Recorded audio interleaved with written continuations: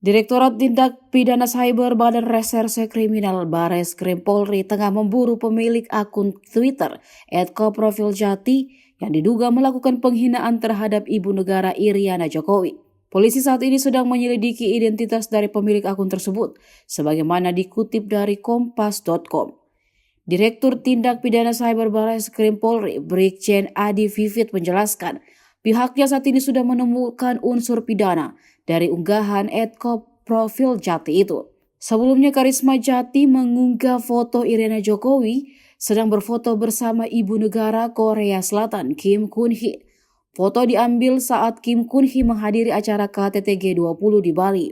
Pada foto itu tampak Kim Kun Hee mengenakan baju lengan pendek berwarna putih, sementara Iriana Jokowi mengenakan kebaya pink yang dipadukan dengan kain tenun berwarna senada. Namun caption unggahan itulah yang menjadi sorotan.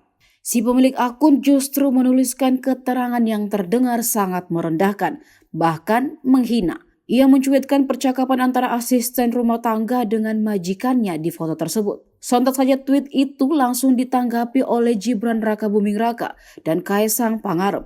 Gibran Rakabuming mempertanyakan maksud dari akun tersebut yang menjadikan salah paham sebagai alasan dirinya menghapus tweet tersebut. Begitu pula dengan Kaisang Pangarep. Meski sudah meminta maaf, Karisma Jati masih jadi bulan-bulanan netizen hingga kini.